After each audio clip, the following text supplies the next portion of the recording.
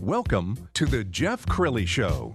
Welcome back to the Jeff Crilley Show on Talk Radio 1190. This is probably not the voice you were expecting to hear. Obviously, I am not Jeff Crilley. This is Kevin Ebling filling in for Jeff. You've heard me before on the show as the guy behind the curtain, board operator and producer, but I'm very happy to be sitting in for this segment. I've lived here my entire life. And everyone who's lived in Texas or grew up in Texas knows the name Darrell Royal. Anyone who's a fan of the Longhorns, they play in Darrell Royal Stadium.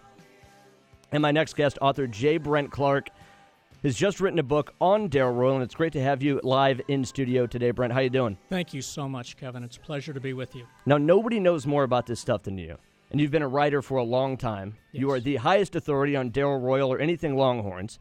But before we get into all that, I want you to let everybody know a little bit of background on you, how you got started, how long you've been writing. Well, sure, I'll be happy to give you a little bit of background. You know, all of us, in some ways, we're a product of our experience.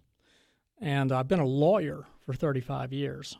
And before I began practicing law, I was an investigator for the National Collegiate Athletic Association, the NCAA. And what that did for 3 years, it put me in the company of a lot of coaches, college administrators, and athletes whom I would interview. And I began to have an appreciation of what they were going through in their lives at that time during the period of being an athlete or a coach or an administrator. And so that experience informs my opinions.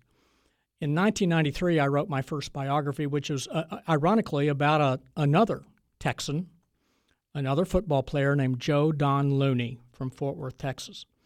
Looney was an iconic figure in his own right, and that book was called Third Down and Forever, St. Martin's Press.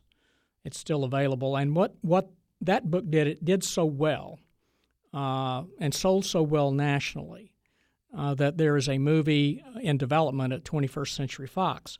So all of these things brought me to other books and to eventually to the subject matter of the culture of Texas football in a more general way, and Darrell K. Royal in particular.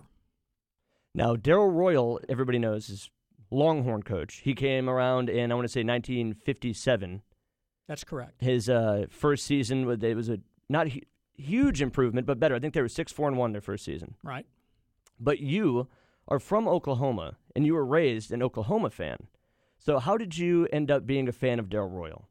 Well, that's an easy question to answer. And when I had the book manuscript done, I realized that there was going to be an initial threshold to get over, and that was how can this Oklahoma native who has 2 degrees from the University of Oklahoma have any kind of an objective opinion about Darrell Royal.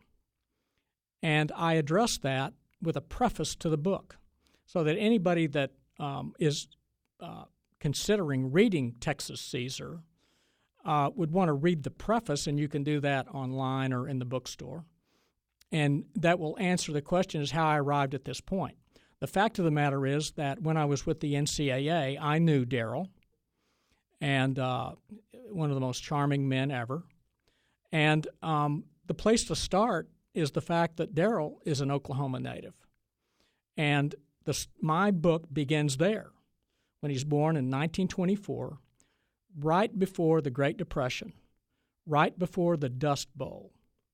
And he's born into very modest means, and his mother dies 6 weeks after he's born. So Darrell's early life, he has no mother. He has a bunch of ornery brothers, and all of this winds up being important to the character that he exhibited later.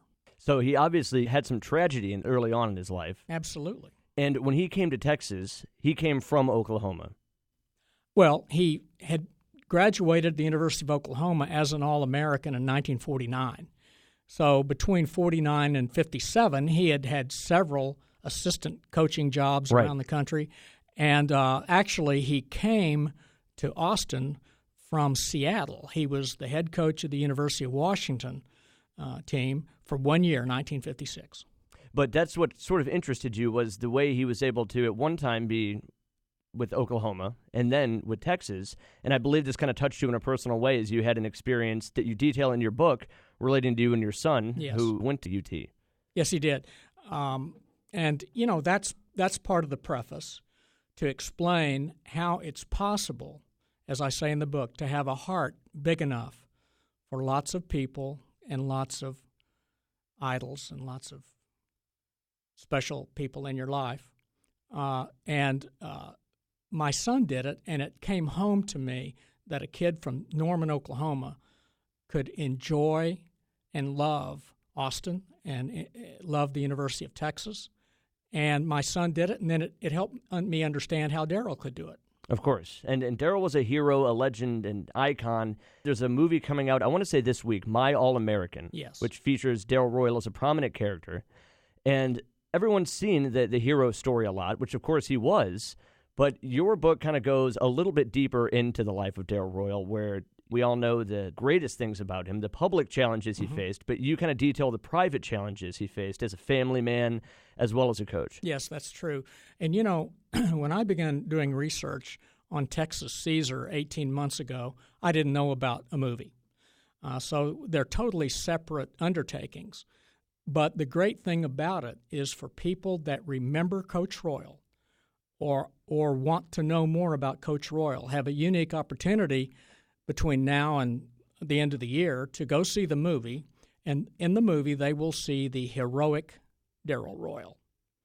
And then if they want to know what his life was like, the sort of the unvarnished truth of his life and times, up until the end, when he died in 2012 at the age of 88, then you pick up Texas Caesar. And can you detail some of the challenges that he faced in his personal life? Yes, I can. I will touch on the biggest challenge he faced in a public way first, and then turn to his private life. Sure. Publicly, the most difficult challenge he faced because of the times was desegregation of the University of Texas and the football program. It was a tough thing to see done during his career. And it was a tough thing all over the Southwest Conference, which really lagged behind the rest of the country. And it's understandable, and I go into great detail about this. Sometimes we forget that Texas was a Confederate state. Right. From 1836 to 1846, Texas was a republic and developed this special persona as an independent republic. Then it became a state. 15 years later, Texas secedes over the issue of slavery. So now you've got several generations removed from the Civil War days in the state of Texas, and these people haven't yet given up the lost cause of the Confederacy. And it made it very difficult for the University of Texas and all of the schools in the Southwest Conference, most notably A&M, Baylor, et cetera, to come along any quicker on desegregating their athletic program. Royal was a product of his time and his upbringing and the state that's just the way things were then. But his reluctance to incorporate African-American players on the field, he was beginning to see the negative results of that, as opposed to other schools who were doing it, and we're seeing great results. Yes, that's true. He was really walking a tightrope in the 50s and 60s. And it's understandable in retrospect with 2020 hindsight. In 1963, the University of Texas wins its first national championship in football. Well, that changes Darryl Royal's life, clearly. It puts him on a pedestal. It makes him a statewide celebrity after 1963. After they ascend to number one in the country, in October of 1963, 30 days pass, and the President of the United States is assassinated about 2 miles from the Cotton Bowl Stadium where they had played and defeated Oklahoma, on Main Street in Dallas at the Texas School Book Depository. Again, an event which triggered a tremendous change in Darryl's life, because now you have a new president, a Texan, Lyndon Johnson. and Lyndon Johnson's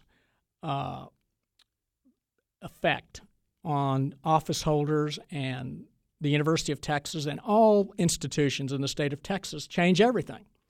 So Darrell's affected by all of this. LBJ was a big proponent of integration. His daughters were going to UT. And so the backstory is really two conflicting interests that are affecting Darrell and making him walk a tightrope, and that is big boosters that I write in my book don't want any coloreds, they call coloreds, right, on the football team, as opposed to the President of the United States over here who is saying, this is an embarrassment to me as a Texan to be pushing the Civil Rights Act of 1964 and to have my own flagship university be segregated in many respects. So this is the one of the conflict that Darrell faced publicly. Now, privately, he had issues with parenting because of the demands of his job. He had 3 children, and tragically, 2 of those children were killed in unrelated traffic accidents before they were 30. Wow. Now, think about that. Yeah. He had 3 children. Devastating.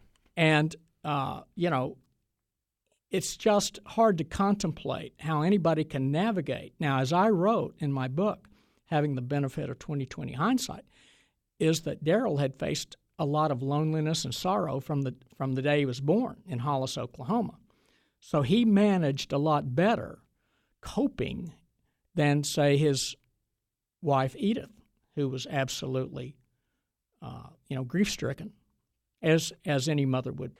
Author J. Brent Clark has been my guest on the Jeff Crilley Show, author of Texas Caesar. Now, Brent, we're just about out of time, but before we go, I want to make sure everyone can get any information that they need on the book. The book is Texas Caesar, available. How can they get the book? Yes. The easy way to do it today is to go to the computer and key in Amazon.com, click on books, and key in Texas Caesar. It'll come right up. That way you can get it in ebook, trade paper, or hardback. You can also do it on BarnesandNoble.com and AbbottPress.com. JBrentClark.com is the website. It's been a pleasure having you in the studio for the Jeff Crilley Show. Thanks for coming in, Brent. Thank you. That's all the time we have for this week. We'll see you next Saturday on the Jeff Crilley Show right here on Talk Radio 1190.